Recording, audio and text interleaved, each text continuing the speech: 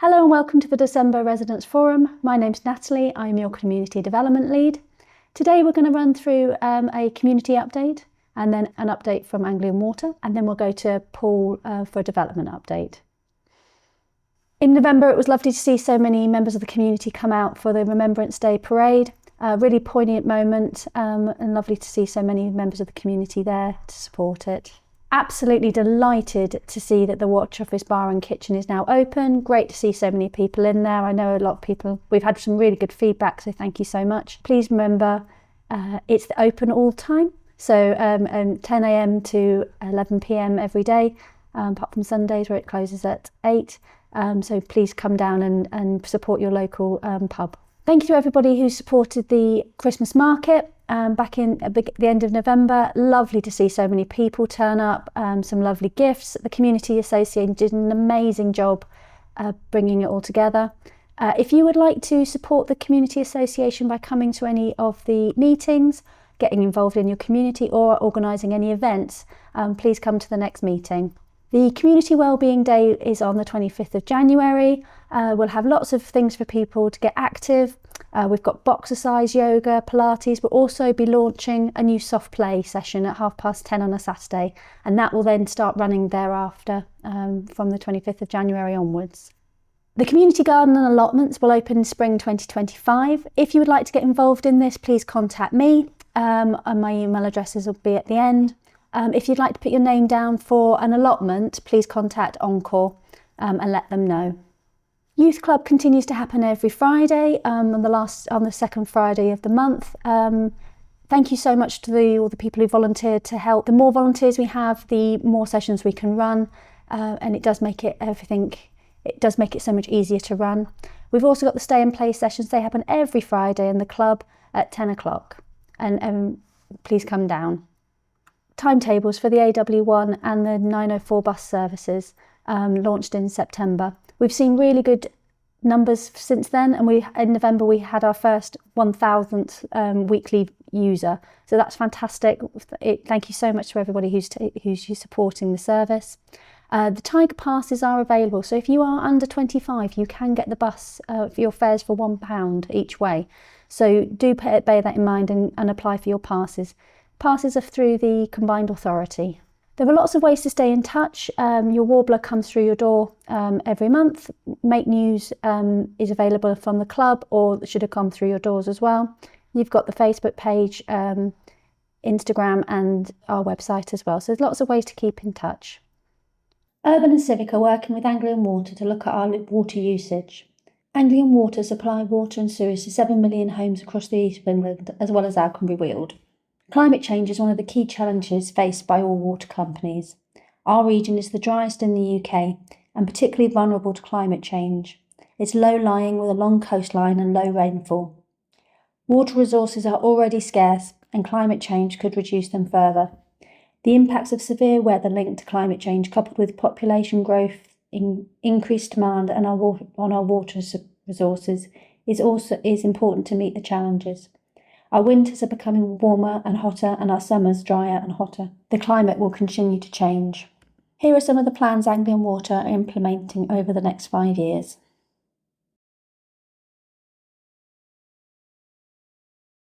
Here are some of the people to contact if you do see any flooding.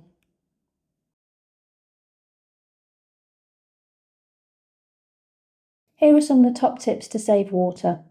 Every time you flush, shower or bathe, you're using fresh drinking water, so it makes sense to think about how you use it and why. Washing machines which are turned on when they're only half full, or leaky taps can waste lots of water.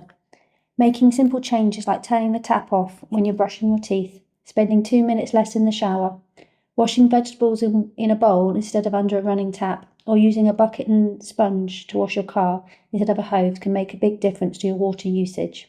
Sewage blockages account for more than a third of all pollution incidents, but there are some things that we can do to help eliminate this.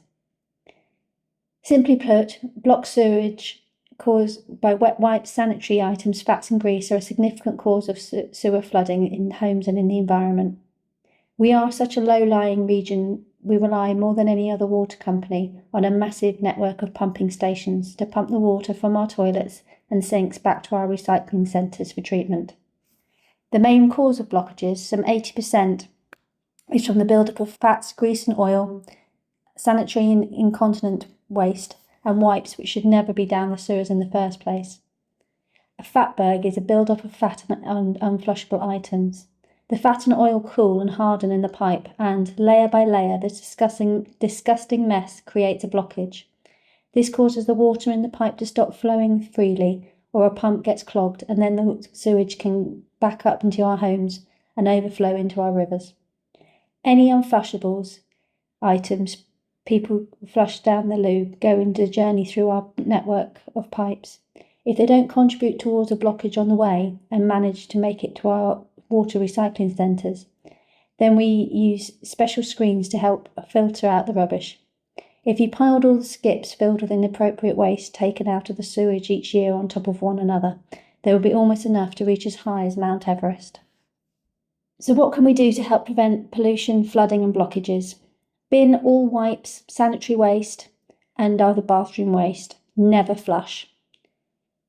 Did you know that by the time a child is 2, they've gone through 4,500 nappies and 17,500 baby wipes? So make sure all that goes in the bin.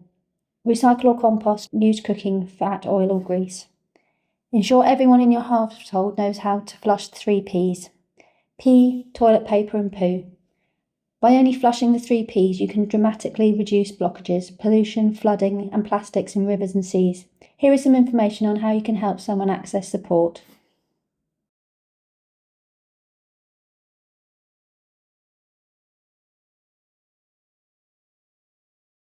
If you're finding it hard to pay the bills, get in contact as the first point of call. Now I'll hand over to Paul for the development update. Hi everyone, I'm Paul Murphin. I'm the Communications and Partnerships Manager for Urban and Civic, and I'll be giving you a quick update on the development today. This next slide shows the whole of Alconbury Weald when it's finished. You can see at the bottom here where the cricket pitch is the current phase 1. The top left of the picture is the Enterprise campus. The top of the slide is where key phase 3 will go. To the right hand side of the slide you can see where the new town centre hub will be, that little brown cross there, together with the new SEN school and also what will be the secondary school which is coming over in 2027.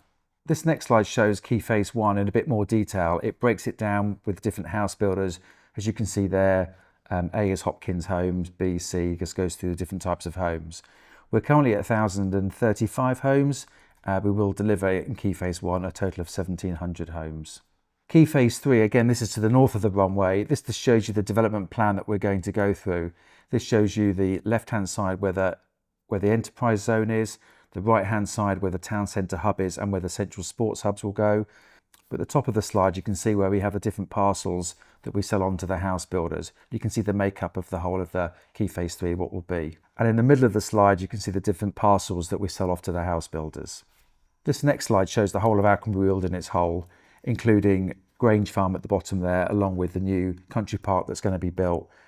The whole development will have 6,500 new homes. It'll have 3 primary schools, a secondary school, and it'll have a network of cycleways and pathways running through it. And you can see at the bottom right hand side how close we're going to be to the Huntingdon Town Centre. This next slide just shows you a bit more detail of the Southern Access opening link road to Huntingdon. If you take the road up from the roundabout where the Shell garage used to be, up towards Tesco to the right hand side near the Audi Shell garage, you'll see that's where the entrance will be to our Southern Link Road.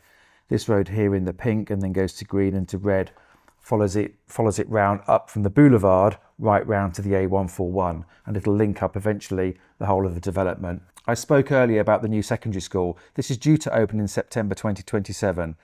We're working with the County Council, DMAT and the Department for Education to finalise the opening of the secondary school and finalise the whole programme. Healthcare at Alconbury Weald. We're slowly making progress to have a new health facility open above the co-op in Alconbury Weald. It's taking some time. We're having to deal with lots of different people, but we're hoping to get this open in summer 2025. Many thanks for taking the time to watch this. If you've got any questions, please do get in touch. The details are on the screen there. Thanks very much.